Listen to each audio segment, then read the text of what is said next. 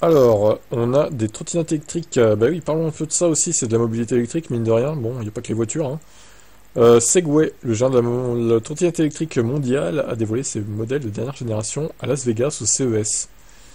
Alors, du coup, ils ont introduit le système SegRide qui améliore la stabilité et la maniabilité des trottinettes, tandis que l'autonomie SegRange a été optimisée pour prolonger les trajets.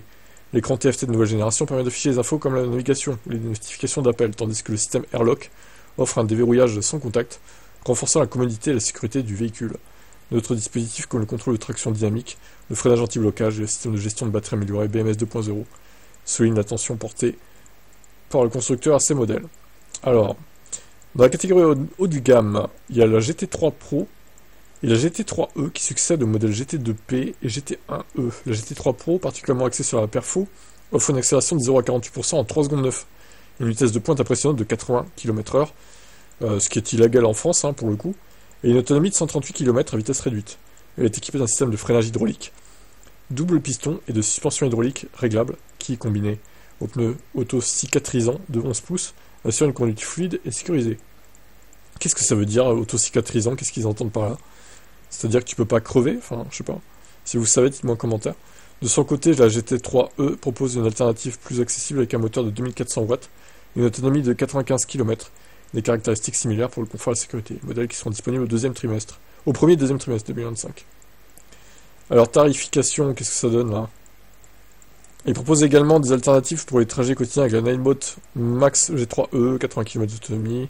Elle se recharge en 3h05, 3h30 du coup, en charge rapide, ce qui n'est pas très rapide, mais bon, après voilà.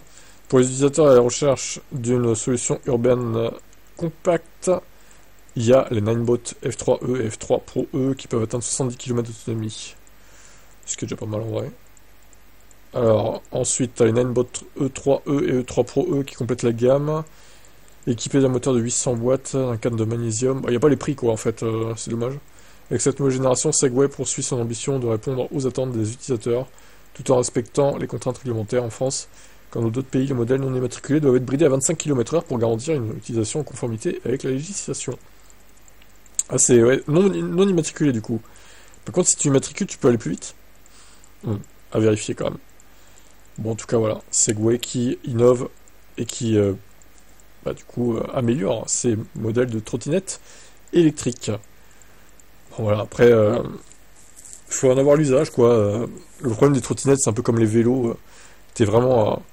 t'as pas de carénage autour de toi, c'est quand même assez dangereux, quoi. Surtout si tu roules à 80 km/h avec ça, honnêtement, je tenterais pas, hein. Ça serait un peu risqué, quand même. Bref, votre avis là-dessus.